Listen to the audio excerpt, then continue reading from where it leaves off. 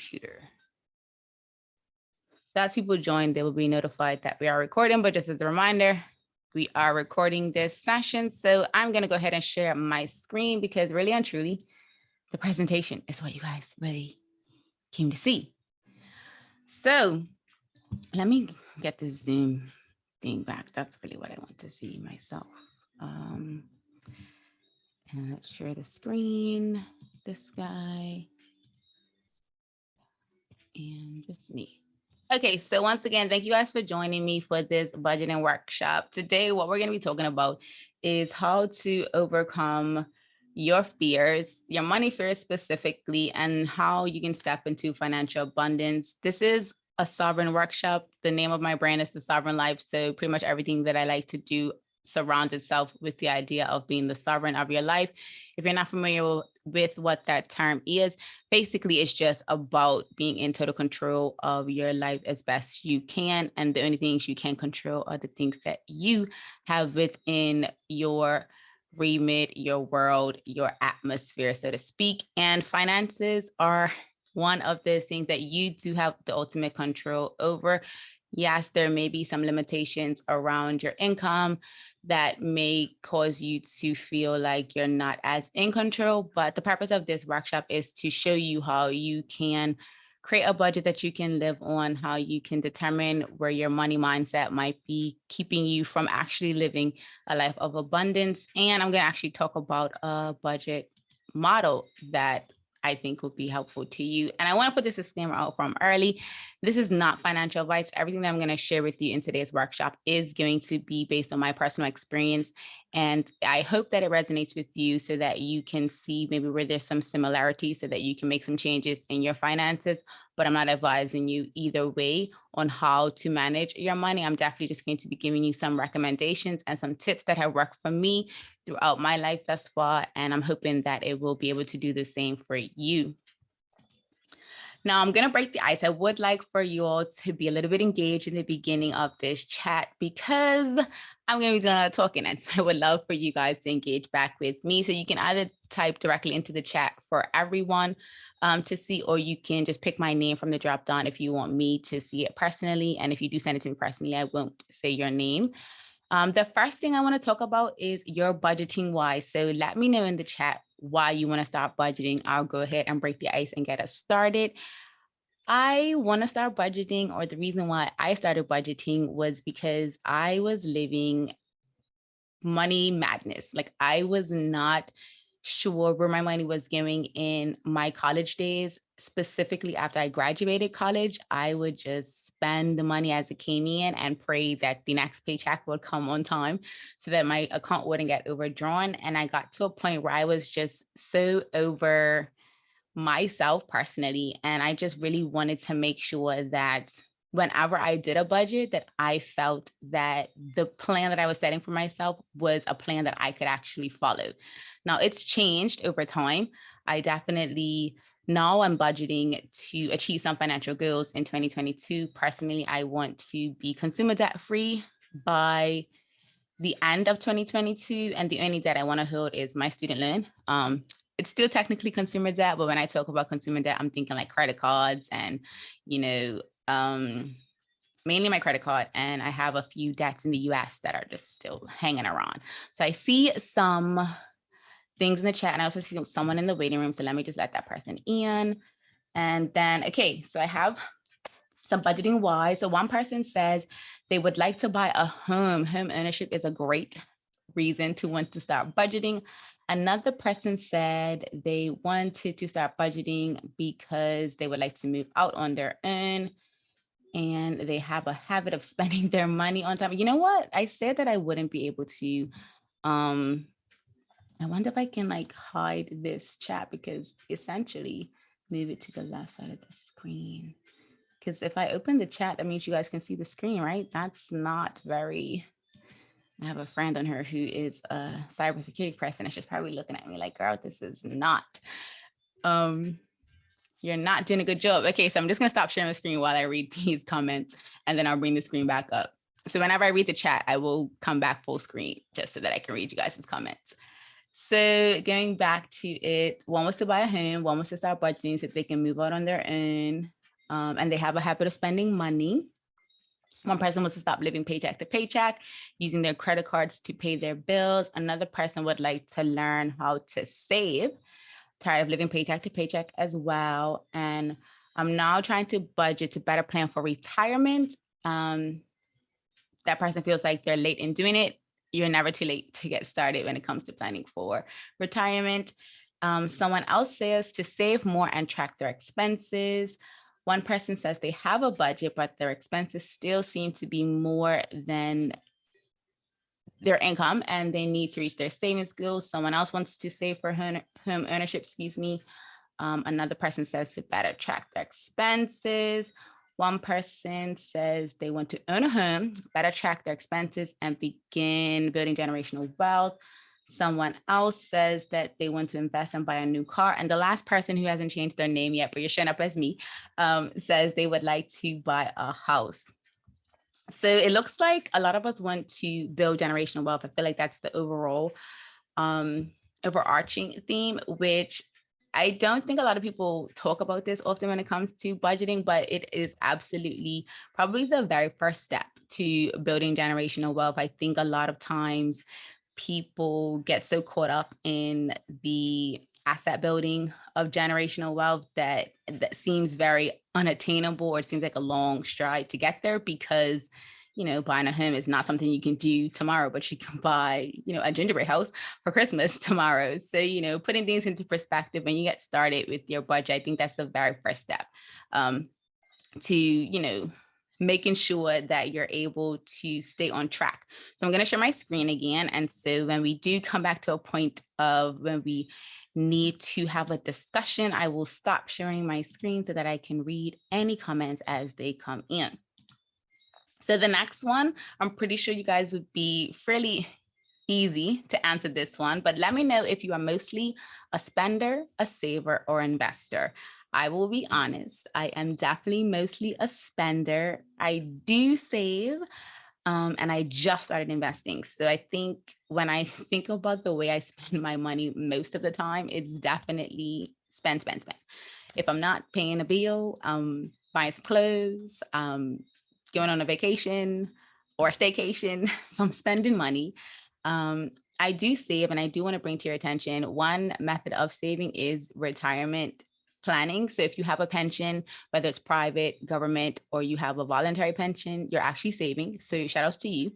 As well as investing. Although you may not be actively in the stock market, when it comes to your pension plans, they are actually putting your funds into things like mutual funds and some other investment assets. So you are also investing, but I want to know what you feel like you mostly are. So I'm going to stop sharing my screen again and have a look-see in the chat to see what all folks think they are.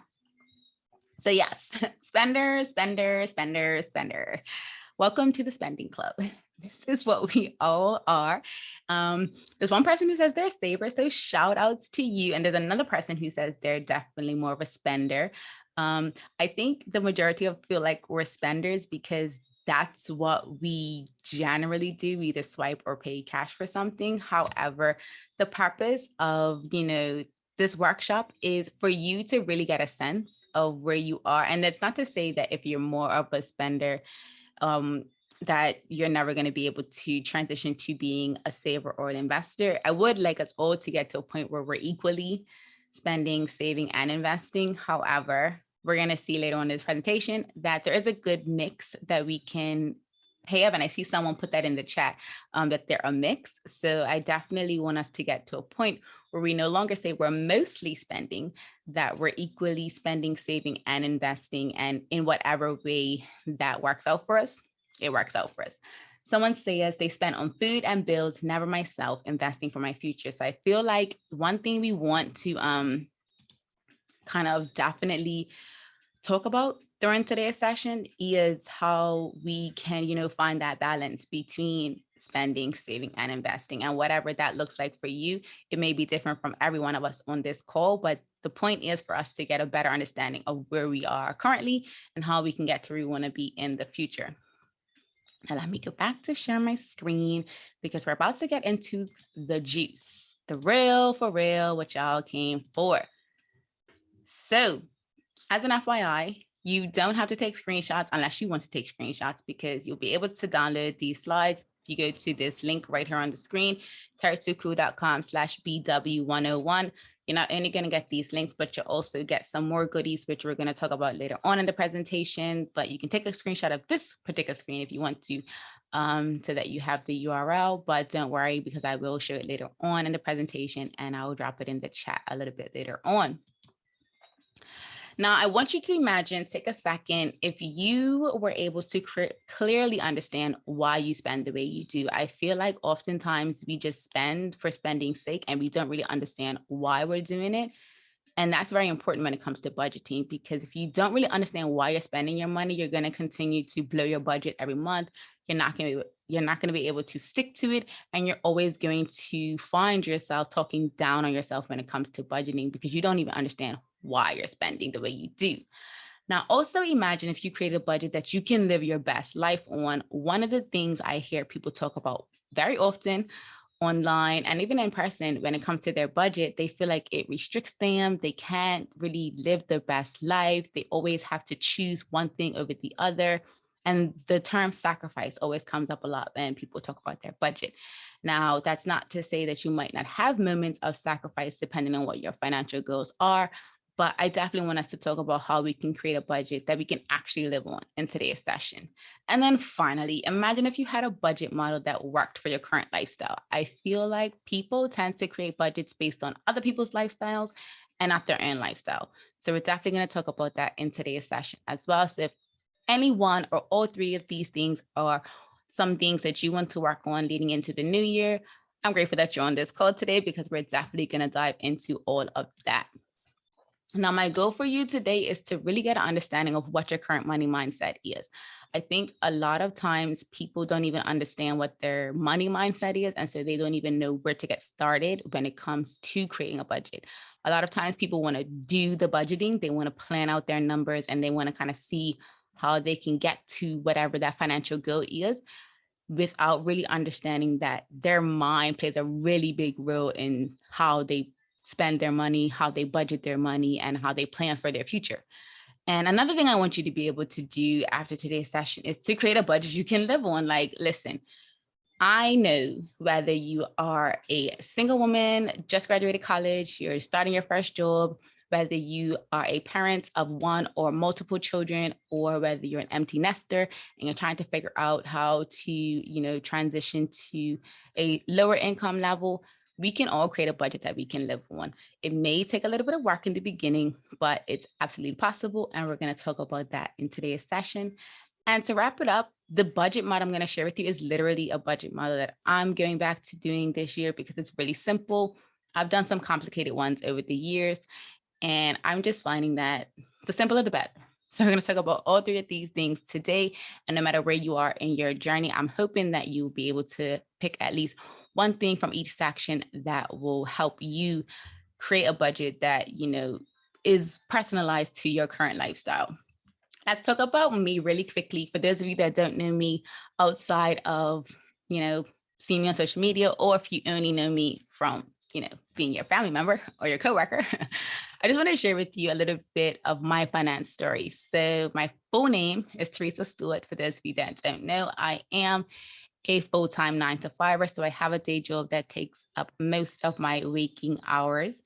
And I am someone who used to excessively spend. And when I say excessively spend, I mean I would play Russian roulette with my debit card. I wouldn't know how much money I had left in my account, but I would swipe it and pray it worked.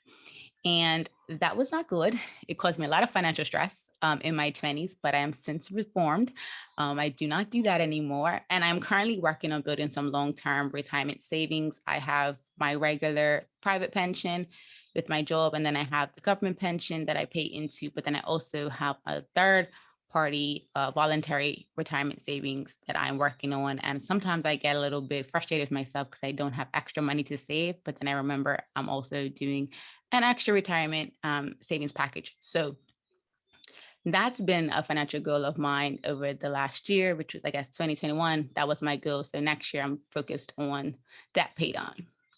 I was able to create a livable budget while I lived abroad. And I know that might seem like one of those pie in the sky kind of things, because living here in Bermuda, for those of you that are not on the island of Bermuda, it can be very stressful to try to figure out how to live on your budget.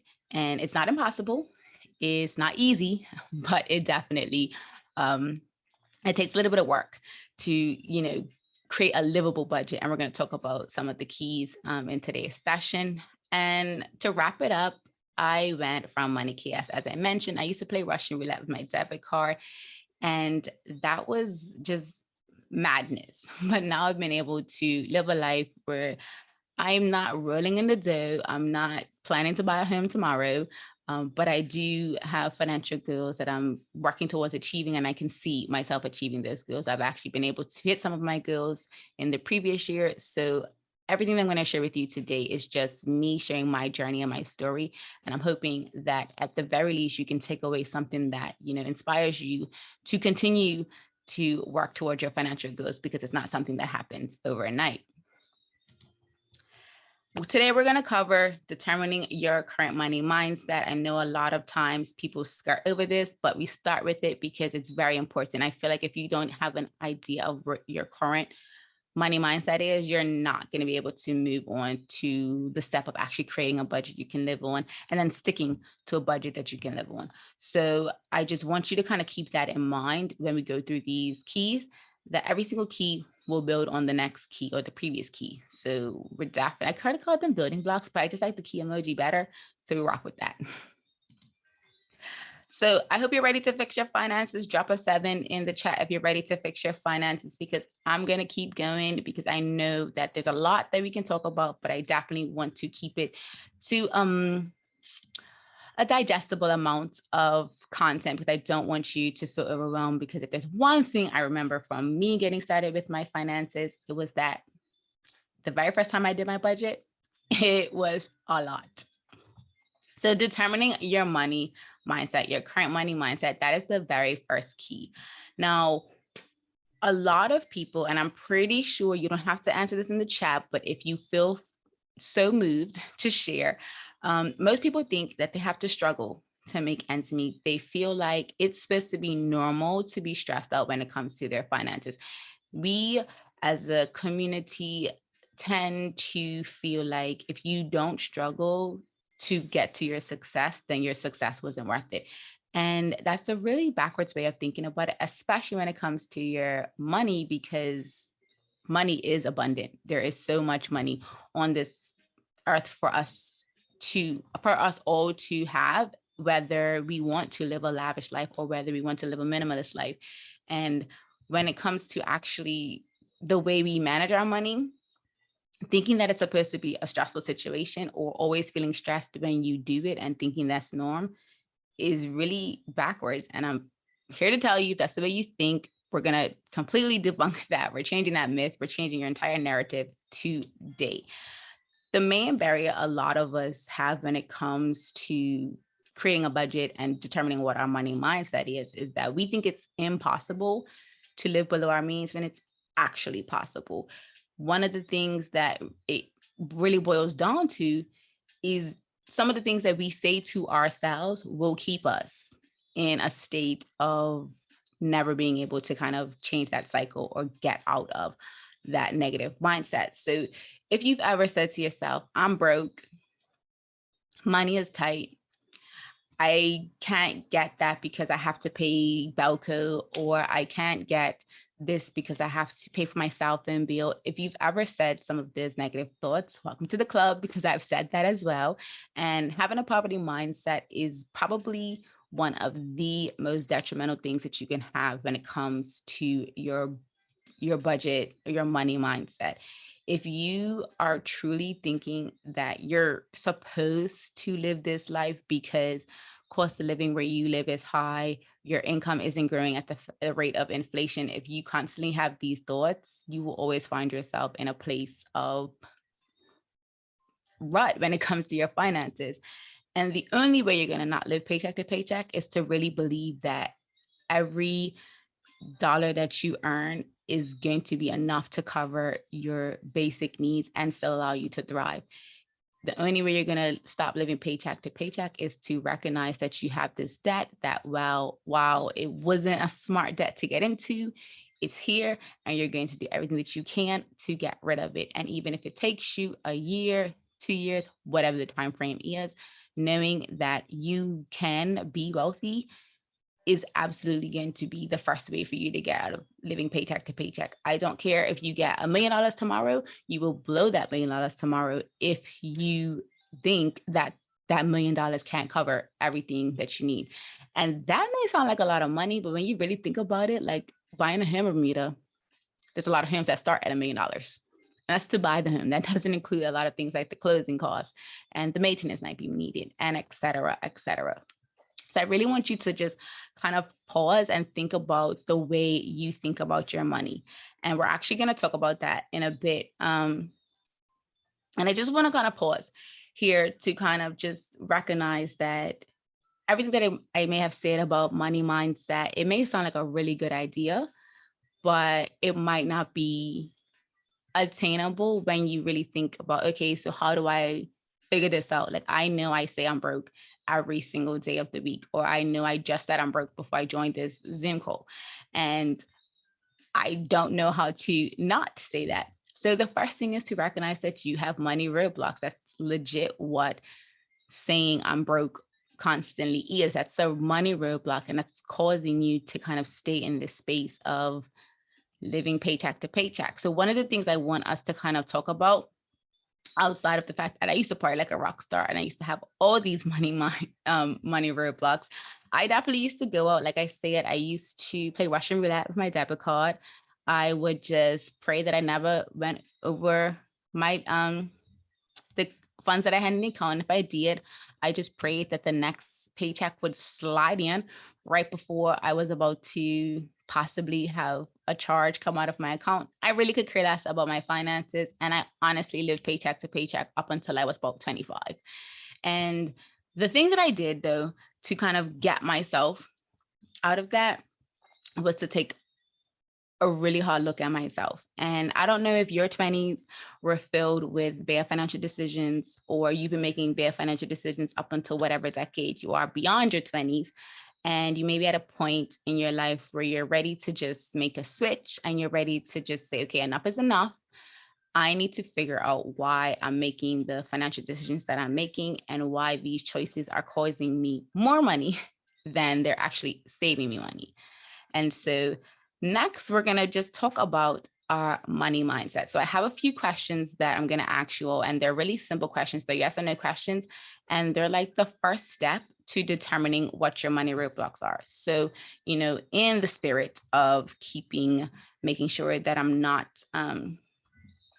breaking any cybersecurity privacy laws, the first question I want to know, it's a simple yes or no question. Did your parents speak openly about money to you? So let me know in the chat whether your parents spoke openly to you about money.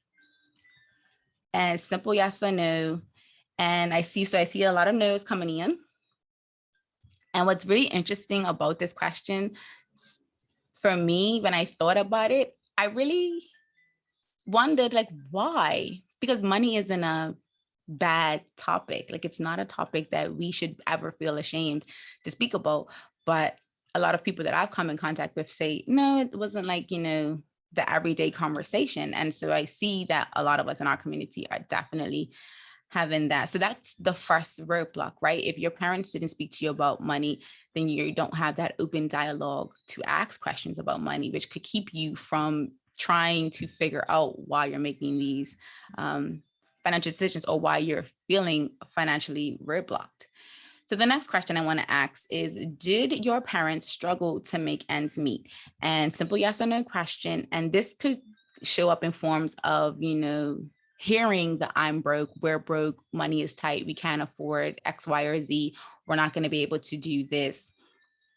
And, or it could have been like, whenever you asked for something, there was this maybe a contentious conversation. Maybe there was, energy that you didn't really understand why, but you knew it just felt off. So I see a mixed number of responses. There are some yeses and there's also some no's. And so again, depending on how you answer this question, it will determine how you kind of deal with money and what can block you and what might not block you. So these next two questions are kind of the opposite of each other. So the first one is, did your family's wealth make you feel uncomfortable around your friends? And simple yes or no, did your family maybe not having to struggle to make ends meet, did that make you feel uncomfortable around your friends? So I'm seeing some no's coming in. So your family's wealth did not make you feel uncomfortable around others. And again, that, whether you answer yes or no, is just helping you to kind of see where you are with your money mindset. The final question I have is, did your family's lack of wealth make you feel ashamed? So yes or no, did your family not having an abundance of wealth, air quotes around that, the material wealth, or just being able to go on a trip just out of the blue, did that ever make you feel ashamed in your interactions with others? So I see some no's coming in, which I think is great for you all to have answered this question thus far. Thank you for participating. And so whether you answered yes or no to the questions, and as I mentioned, you'll have this recording, and not only the recording, these slides to kind of go back and dive a little bit deeper into it, to continue to unpack some of the questions that I've asked so far, because I think it's really important that depending on how you answered the question, that you dive deeper into why or why not, or how that is impacting your current financial decisions, whether that's in a good way or a bad way. So I'm going to share my screen again, and we're going to move on to the next key. Wait, let me get back so I can share my screen. And as I do that, I'm going to let people in. And if you're just joining us and you see your name show up as my name, Teresa Stewart, the Zoom did a thing. And so you can change your name to be your name so that I know who is participating. But if that's too much for you, don't worry. You can just let me know in the chat your name as you're answering questions. So the first key that we went through was determining your money roadblocks. We went through 4 questions, just simple yes or no questions that you can go back to kind of journal and do a little bit more deep diving to kind of see how they are impacting your financial decisions. We're going to move on to key number 2, which, if you are the main thing we're here for, it's how to create a budget you can live on, excuse me. Now, I don't know how you created a budget in the past. Let me know in the comments, in the chat, how you created your first budget or the last budget you created. Some people tend to create it based on someone else's financial situation. So they may come across a financial guru online who says that you should do your budget this way, and they try to fit their life into that budget, or they do it based on a previous life that they have. I know for me personally, one thing that I used to do when I first started my budget, right before, like when I started like getting consumer debt, I would like create my budget without the consumer debt. Like I would say, okay, these are all of my expenses minus the debt. And it was terrible because I had the debt, I needed to pay off the debt, but I was trying to ignore the debt in this not so smart way. And it caused me to have debt longer than I needed to have debt. So I see some comments coming in. So I'm just going to go ahead quickly and stop sharing so I can see what y'all are saying when it comes to your budgeting. So one person said they never created a budget, and another person said they would just follow the online folks. And the last person said they created their budget based on their desire to save and invest more and reduce their money expenses. So the way you create your budget, it's honestly, there is no right or wrong way. And I just want you to kind of just know that the gurus that you find on social media or online in general, they struggle to get to where they are. They may come across as looking perfect. You might think that I'm perfect. I am not. I still have to readjust my my budget every single month. And so I want you to really get a sense of the fact that your budget is actually a personalized money plan based on your current financial situation. And I started to use the term or the phrase money plan instead of a budget because the B word is not very friendly for a lot of people. And when you really think about the way you create your budget, you are creating a plan for your money. You are incorporating your revenue, you're incorporating your financial goals, and you're incorporating your expenses to really get to a place of being financially successful.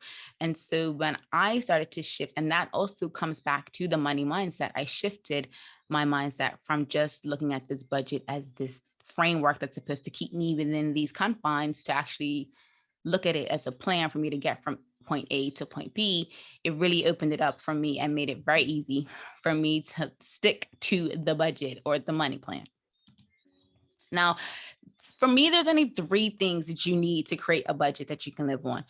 Everything else that people talk about is just fluff. It's just adding extra stuff that is really just not necessary and causes you to kind of freak out. These three things are really simple, and it leads into an equation that, depending on how you decide to do your budget, whether you want to have disposable income or you want a zero sum so that your money goes towards everything and you only have $0 at the end of the month, totally up to you. But the first thing you need to do to have a budget that you can live on is have revenue. So you need to be able to determine what money you are receiving. That's kind of going to be at the top of your budget.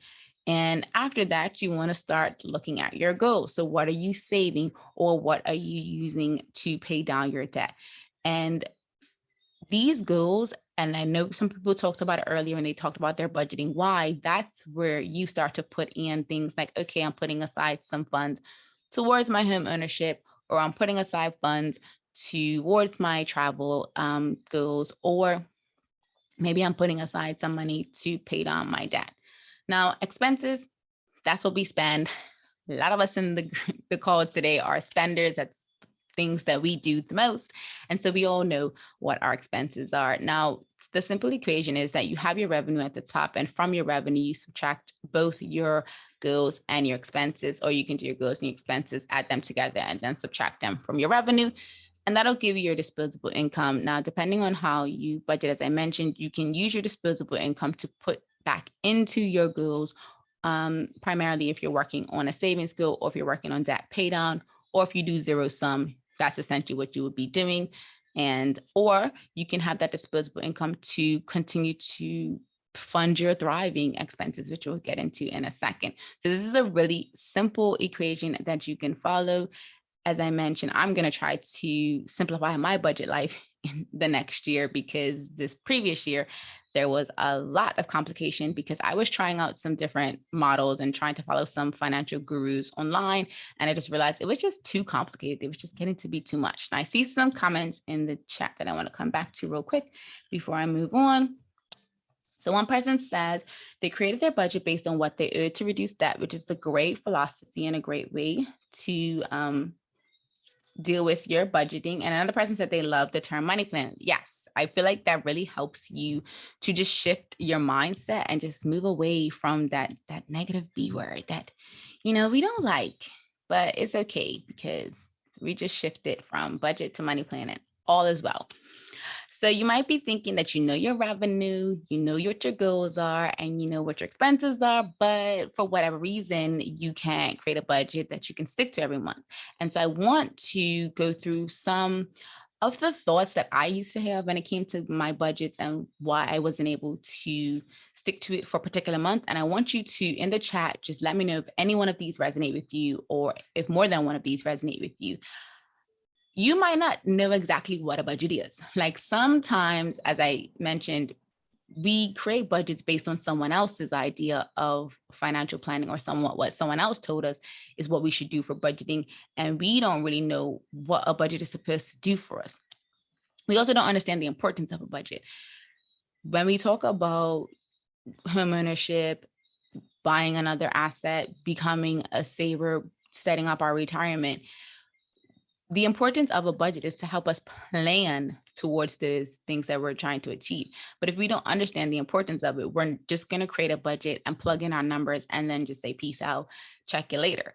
Some of us don't know what our emotional triggers are.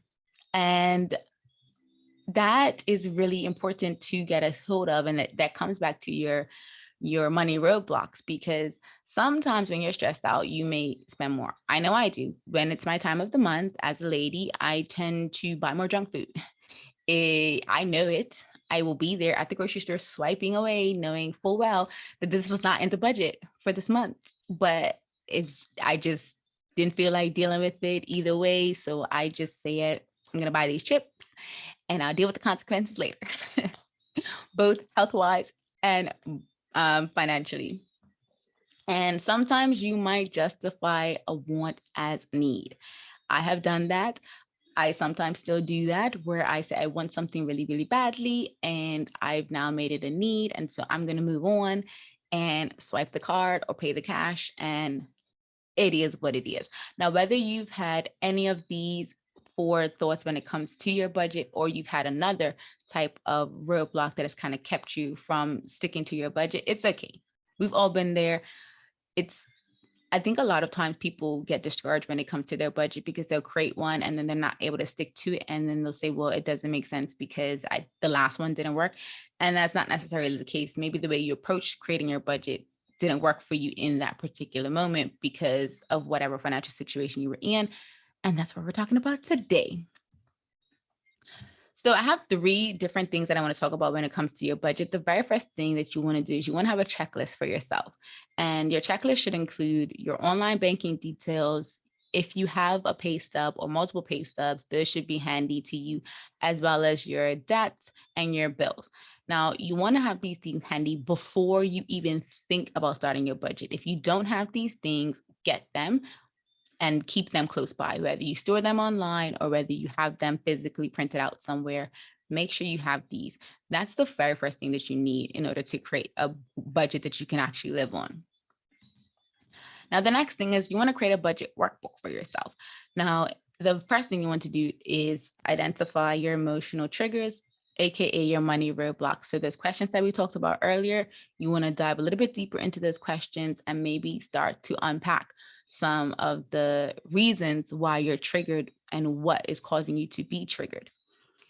A lot of us talked about our financial goals as our budgeting why, so you already have those financial goals set. But when you create your budget, you actually should write those goals out. So like as you're creating your monthly budget for January, write out what the goal is for the year, write out what the goal is, even for the month. Like maybe for this month, you want to not spend over $20 on coffee.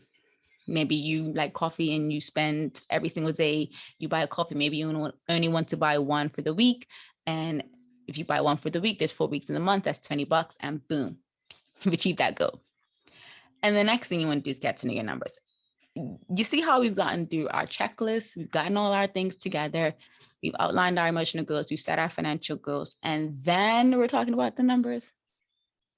This is why I don't want people to kind of start thinking about creating their budget before they've started to do the mental work that is associated with money, because 9 times out of 10, you'll create a budget that you can't stick to because you haven't figured out emotionally where you are in your current financial situation.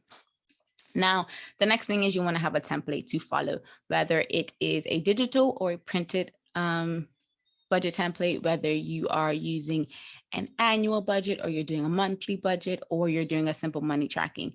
You want to have a template that you will follow. And in the goodies that you get when you click the link that I'm going to share with you later on in the presentation, I'll have a template for you to use. It is a digital one.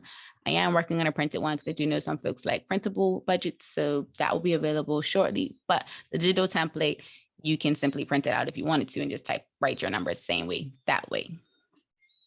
Now, I just really want to know quickly, does everyone in this call, do you have everything that you need to create a budget like right now? Like if you were to go off and be great on your own after today's session, do you have your revenue already outlined? Do you know where your pay stubs are?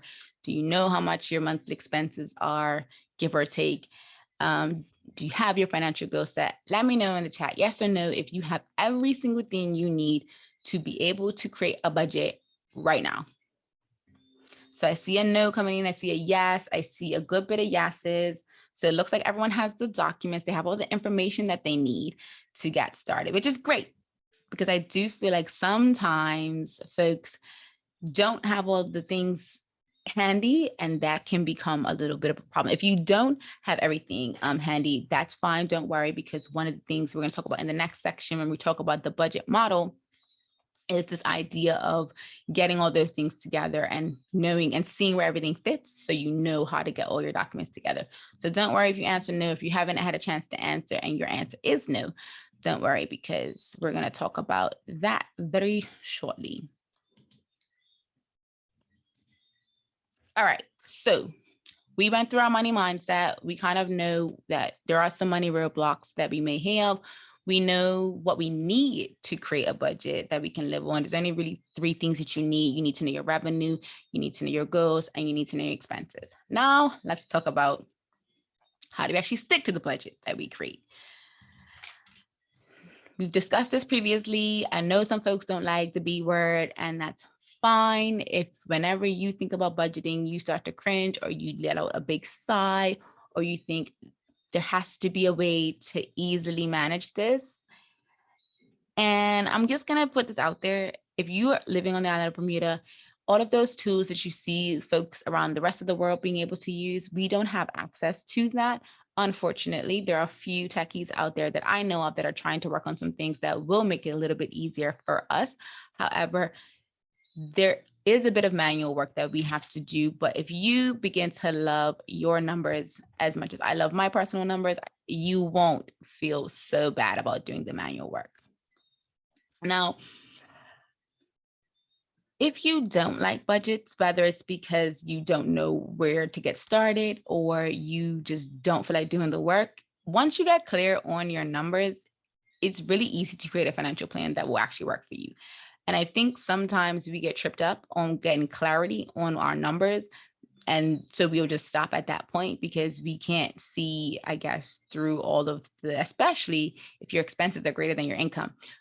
At that moment, I think a lot of people get discouraged because they just feel like, okay, well, if my expenses are greater than my income, this doesn't make any sense. Like, how am I going to get out of this?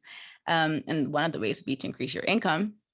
But another way would be to see where you are spending unnecessarily and get really clear on why you're spending that money. And like I said, there may be a valid reason as to why you're spending the way you're spending.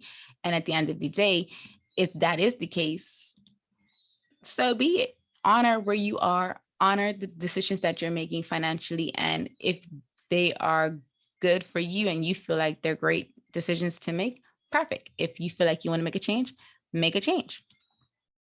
Now, I saw that a lot of us had our documents, we had our numbers together.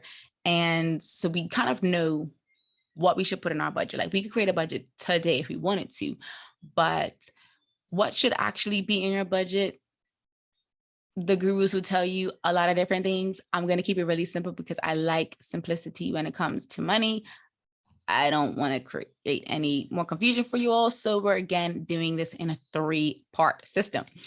So the very first thing you want to do when it comes to your budget is set up your survival expenses. What are the expenses that you need in order to survive? 50% of your revenue should be going toward your survival expenses. And after that, we're going to talk about your freedom expenses. So 30% of your income should be going towards your freedom expenses, and then 20% should be going towards your thriving expenses. And all of that together equals your personalized money plan. I'm going to show you some examples of each right now. So don't worry, don't fret. And I will talk about these percentages a little bit later on as well, because no, they are not static. You can absolutely change them. So your survival expenses, these are broken up into 2 different categories: fixed and variable expenses. Your fixed expenses are things like your rent that doesn't change generally from month to month, your mortgage, same way, unless the interest rate fluctuates, which unless you chose a variable interest rate, you should be good. Insurance, unless it changes on an annual basis, and taxes, internet, and cell phone. Those generally don't change unless they are based on your income. And if your income increases, specifically taxes. If your income increases, then your tax will increase. Some of your variable expenses are your electricity, your water, and your gas, because those are based on your usage. Groceries, that could just depend on the time of the year. And transportation, depending on what type of transportation you have. That may be a variable expense. So these are your survival expenses. So when you start to think about the numbers that you have, like the expenses that you already know, put them into this category, or if they fit, right? So if they're a fixed survival expense, put them in this group. And if they're a variable survival expense, put them in this group. So spend time. You don't have to do it all in one day, but spend time to kind of say, okay, these are all of my survival expenses. Once that's done, take a break and then come back the next day and work on your freedom expenses. So your freedom expenses, some examples include your debt paid on, your savings goal, if you're working on retirement planning, and your investments. These are just a few of your freedom expenses. And depending on what is important to you when it comes to your finances, you might have things like, I didn't put that in here, but an asset investment. So like home ownership or car, like some things like that might fall into this freedom expense category as well. And if that fits for you, put it in here. And the last one are your thriving expenses. So these are things like eating out, our travel, our clothing, our self-care, and our entertainment. I put an asterisk next to self-care because I'm really big on mental health and taking care of yourself. So this could technically be a survival expense, but I put it in thriving expense because I do know some people tend to kind of think of it as an after expense, but same way, no matter where you put it, make sure you have a self-care expense. I don't care what it is, but make sure you have one. So now, I actually wanted to, I'm gonna keep this up for a quick second before I get you guys to answer this specific question. But overall, would you be able to break down your expenses using this rule? Now, it doesn't have to be 50, 30, 20, but would you be able to break down your expenses using this rule? A simple yes or no while I talk about the whole 50, 30, 20. Now, that is a breakdown that works really good for me because I just like to break my expenses out like that. However, in the past, I have found that my survival expenses have been closer to like maybe a 60, 70. And so I've had to adjust my freedom and my thriving expenses a bit in order to ensure that I'm covering all of my survival expenses and allowing those other expenses to exist, but maybe not as big as I would like them to exist. So I do want to recognize and honor the fact that if your survival expenses are higher than 50%, that's not a bad thing. Just make the adjustments to your freedom and your thriving expenses until you can get to a place where your survival expenses are not as high, because you don't want your survival expenses to be too high, especially like if your rent's super high or your mortgage is super high. You definitely want to get to a place where you can have that at a more affordable level. And I honor the fact that Bermuda has really high rental expenses when it comes to like if you're renting someone else's home or even if you have your mortgage. I do honor the fact that that can be kind of high. And there's not much wiggle room we can do with that, but I do want to encourage everyone as best they can, where they can, to keep their survival expenses at a good level. And I think most people will say 50% is a good number, because when you look at everything that is included in your survival expense, 50% is really decent. So I want to come to the chat to see what everyone's saying when it comes to whether they can use that, that breakdown. So I see a lot of yeses. And so we have a question. Educational fees are in the survival category, correct? See, again, this is one of those, how important is it to you? Is it important to you to have the educational fee as a survival expense? Like, what would make it a survival expense for you? If it is because it leads to your, whether the educational expense that yourself or your child, that's probably going to be a way to kind of determine it. But then also just how are you defining the educational expense? Because me personally, I would put it probably under my freedom expense. Just because I think about education allowing me to do other things in my life beyond survival. I think survival for me is kind of like when you think about the Maslow hierarchy of needs. Some of your basic needs are to just have food, shelter, and water. And then as you move up the ladder to self-actualization, that to me is when you get to a point of thriving. So really and truly, as I tell people when they look at anyone's recommendation when it comes to finances, whatever works for you. You meant school fees for children. So then, yeah, I would say freedom expenses personally.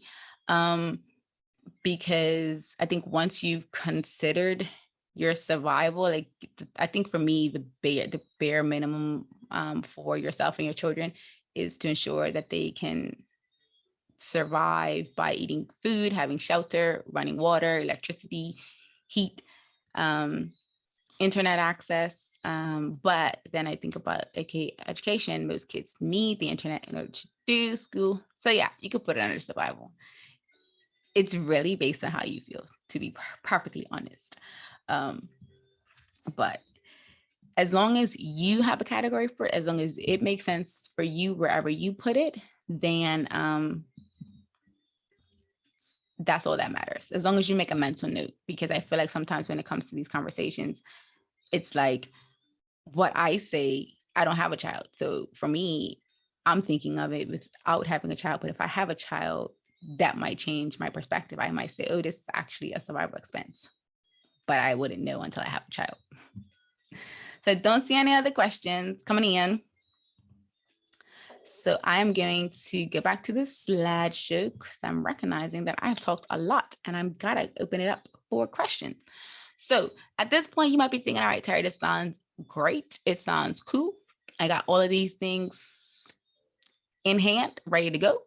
But I just need to be consistent. I just need to be held accountable to actually make this transformation. And I just want to let you know that this didn't happen overnight for me. It happened over time. I am constantly reframing my money mindset, which is actually what I had to do to create this particular workshop, because the way I thought about doing a budget last year is not the same way I'm thinking about doing a budget this year. And I also journal a lot to stop my overthinking, which also helps me to figure out some of my money roadblocks. And I use both digital and physical tools to stay on track. And I just remembered who the heck I was. Now, my mom's on this, so I didn't want to use the road afterward. But I just remembered that I am a child of the creator and I am co-creating a life that I want to live. And in order to do that, I had to take ownership of what it is that I'm doing when it comes to my finances. And at the end of the day, as long as I am constantly looking to improve my financial situation, I'll never be back in a place of, being totally frantic about my finances or just having money madness and playing Russian roulette with my debit card. Like I'll never get back to that place. I'll have moments when I dip back because I'm human, but I just know that every single day, every single week, every single month, I am continuing to work towards living a life of financial success and independence. And that's really what I think most of us are looking to achieve as well. Now, I want to ask in the chat, can you let me know if there's anything you've learned from today's session that you can implement today? It can be as simple as your money roadblocks, or it could be as grand as actually creating a budget. And don't worry, if you've never created a budget, I got tools for you. So do not fret. If you were thinking that we were going to do a live budgeting workshop tonight, that's not what we had intended for tonight, but I do have something like that coming in the near future. So I'm just going to go and see if you all have learned something today that you can implement. And it looks like I have a yes. So I'm grateful to hear that. Someone says, I like the percentage breakdown to create a simple budget. Listen, that for me has been the game changer. When I tell you I've looked at so many budget templates, I have absolutely read them all. I'm lying. I've read a lot, but it feels like I'm back in school, like I'm trying to study for a test. And I'm just like, it shouldn't be this difficult. It's my money. I'm just trying to live. And the percentages definitely were a game changer. Someone else says journaling when encountering negative thoughts about finances and categorizing 3 types of expenses. I found the categorization also was really helpful because it just broke it down a little bit easier. Because listen, again, them budget templates will have you thinking like you're running a business and it's just your household. It's not that deep. And someone else says definitely borrowing the money plan terminology. And I like the percentage breakdown as well. Yes, I can apply what I've learned to what I currently do. And I think that's also an important point too. If you came to this session and you've already done budgeting, I hope that you can add on top of what you already have and maybe just find something that you can improve on. I feel like we all are doing an amazing job at what it is we're doing when it comes to managing our finances. And at the very least, if you are able to just add on to what you already do, that is perfect to me. And someone else said recognizing money roadblocks. Listen, that honestly is the key. If you do not know where you're being blocked financially when it comes to your money based on your family history or even just your personal relationship with money, get started there. The last one that I see before I go back to the presentation, I have a fresh look on budgeting. I like the percentage breakdown and specifically with that, putting more thought into what expenses go into which category. And that's another key too, right? We talked about understanding what exactly a budget is and understanding the importance of a budget. That kind of comes into your categorization.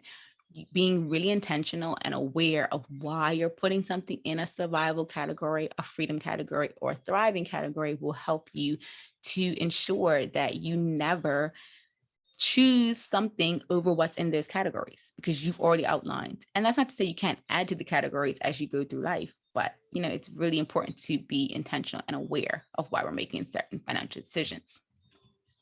All right, so let's get back to slide that because I'm realizing I'm over time. I talk a lot, so just pray for me. So today we covered how to determine your current money mindset. We also talked about how to create a budget that you can live your best life on, as well as sticking to an easy to follow budget model. And as I mentioned, here is the link to the resources, territoku.com/BW101. That stands for Budget Workshop 101. And I'm going to show you really briefly the resources you're going to get. And then we'll open up for Q&A. So this is what the page looks like. So when you go to that link, this is what the page looks like. And now how to master adulthood. I feel like all of us are trying to just figure out this adulting thing. I don't care how old you are, you're still figuring it out. It is what it is. None of us got a guide when it came to life. So you'll get this slide deck. You'll also get the resource list, a budget template, a money tracker, as well as my financial golden rules guide. So this is what the budget template looks like. I kept it very simple. I did not break down the expenses into survival, freedom, and thriving just yet. So I was working on my personal budget template and I hadn't come back to change it in here. So I will change it. So probably by the time you guys see it, it will have those category breakdowns to make it even easier for you to know which section your expenses go in. And then your money tracker, I highly recommend that you do this at least for 2 weeks every quarter. So in January, in April, in July, and in October, you should at least for 2 weeks track your expenses every single day to just see where your money's going and just make sure that you're staying on track. It's a really cool way, a really fast way to do a temperature check on your finances without having to comb through months worth of data. You should still be tracking your finances on a monthly basis at the very least, or at least based on your pay period. But doing a 2-week refresher can really show you where you're kind of wading in the water or going off track.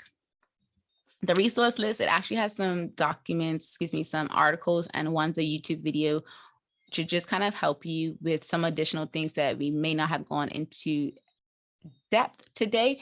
But I think it's really helpful for you to kind of think about some of the things as to why you need a budget, determining your needs versus your wants, and some tips that can help you with your money management. I will say with the tips, it is an American-based resource. So there may be some things that you might want to skirt over or just think about in a Bermudian context if you're in the island of Bermuda or wherever in the world you are.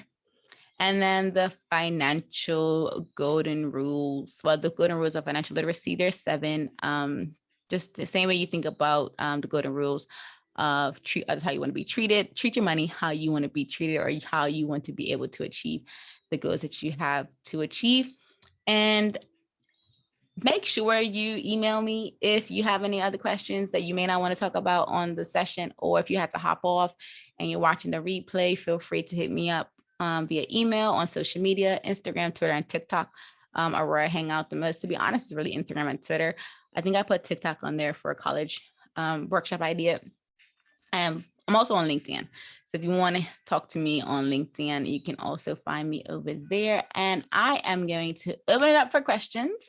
You can feel free to, if you want to unmute yourself, or you can drop your questions in the chat. I am going to stop sharing my screen and check to see if the questions are coming in. And I'm realizing that I went over time. So if you dropped off, that's cool. You can absolutely catch the replay. You're welcome for joining. Thank you so much. Like I said, if you have any questions, I will stick around for a few more minutes to just watch the chat and see if any questions come in. Otherwise, I will look out for emails, direct messages on Instagram and Twitter. And I definitely make sure you head up to, oh, that reminds me.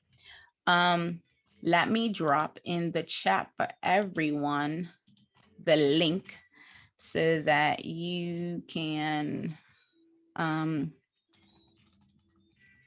download the guide. That should work. I hope it works. If it doesn't work, just let me know and I'll send out an email.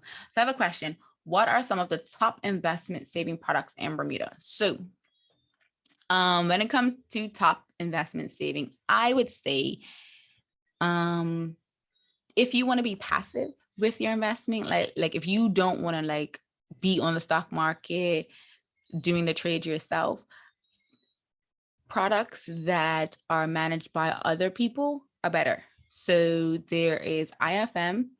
They do some investing for their clients. Loam is another one that I am familiar with or I've heard of. And I want to say Butterfield and some of the, so like HSBC, Butterfield and Clarion might have investment products that allow you to kind of be passive. So those are great if you want to be passive. Now, if you want to be active, so if you want to be in the stock market, you want to make your trade yourself, so you kind of want to have more control. BNTB has a self-brokerage platform that you can use, and so does Clarion. I don't know if HSBC has one, so I cannot speak about that, but I do know that both Butterfield and Clarion have their own self-broker platforms that you can use. As we're reading, you can also use TD Ameritrade. That is something that you can use, and I am aware of another platform in the UK, which is called Saxo Bank, and it's similar to TD Ameritrade. It's just based in Europe. So those would be the places that I recommend if you wanted to do investment on like the stock markets. I would also recommend folks look at getting into the Bermuda Stock Exchange, because although it's not as volatile, which is actually a great thing, there isn't much movement in the Bermuda Stock Exchange, but there is still opportunity to get dividends every quarter. And if a company is bought out, you could get a payout, which could help you with, a debt paid on or investing in the stock market in America, or maybe even putting towards your home purchase. So those are definitely some places that I would say. Budgeting apps that I would recommend. So let me pull out my phone because I have a few that are sitting on my phone that I used to use, that I keep around so that when people ask me, I know what to tell them. So the one that I would say is my favorite to use was one called, I'm re-downloading it now because I can't remember what it's called. I think it's not MoneyWise, it's something else. But I liked it. While it's downloading again, I'll tell you what I liked about it. I liked that it allowed me to enter my income and my expenses, and I was able to do like the categories that I would do on my budget template in a similar fashion. So it was very customizable. You did have to pay for it though in order for that customization. Money Coach, that's what it's called. It's a one-time fee though, so it was one of this like initial investments. However, it's not something I would recommend you do if you're still trying to figure out your budget. like if you don't have a budget kind of like where you know like, okay, this is the budget that works for me, this is the one I'm able to stick to, I would say continue to do maybe a Google Sheet template or a physical notebook until you get to a point where your budget is like tight, and then use that one. Another one that I had, which I didn't fancy it too much to be honest, but it was there. Um, it was Wally. Wally was more of a money tracker. It wasn't a budgeting app. Um, but it was cool. I didn't buy the pro version. The free version was good enough for me. And another one that I've used is Money Lover. Again, that one you had to pay for in order to kind of get some of the bells and whistles, which to me, the bells and whistles didn't really do much for me when it came to the space. Another one that's really great is mint.com, but if you don't have any US accounts, it's really pointless to use. You'd be better off just using a Google Sheet or Excel and doing some dashboards yourself in either of those tools. So budgeting apps are probably great once you're kind of keen on your budget creation and you're good with your tracking. Otherwise, they just become cumbersome and you just got to do it all over yourself. How do you start with Bermuda Stock Exchange? That is a great question. I think you just contact the BSX to figure it out, because I do believe you have to go through like a broker, like someone else has to be the middle person for you, which I think is strange. But I also have not started on the BSX personally. So that's actually a great question for me to kind of dive into, because I do want to start trading on the stock exchange. So I'm not sure who T is. But if you can email me this question so I know who I'm directly responding to, that would be great, because as I do my research, I will be able to help you with that. The last question I see is, do you offer personal guidance on stock investing? Me personally, no. And I am a part of a few groups where we talk about stock investing. And I think one of the things about stock investment, I'm not a financial advisor, so that's the number one reason why it's a no. But then even with financial advisors and financial planners, they will always give you the caveat of, you're investing at your own risk, or you're putting money in based on your own decisions, which is like with most things in life. One of the things I am doing a little bit more research on is the way I pick stocks. I can share with you how I pick stocks that I watch. I pick stocks based on the things I use, one, the industries that I'm most interested in, and where I see the world going. So one of the companies that I watch is space. So I'm not sure if you're familiar with Richard Branson and the whole space aircraft world that is creating between himself and Elon Musk. So I watched that stock. That stock is fairly affordable right now, and it's continuing to climb. And as they continue to create these travel experiences to space, I can only see it going further. And with Meta entering the conversation, which is that whole virtual reality space that Mark Zuckerberg and his Facebook friends have created, I do see a lot of stuff happening over there as well. So I tend to read headlines, and I also tend to watch what's happening in the world economically to make certain decisions based on stocks. So it's one of those things where if you want to have a conversation outside of like this type of setting, or if you want to get connected to my friend who does more of this investing conversation, I'm happy to put you in contact with him. He's someone I've had on my podcast multiple times.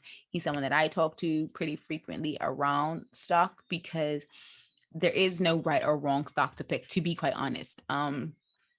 Unless you pick the Amazon stock, a Facebook stock, an Apple stock when they were like a penny, then at this point it's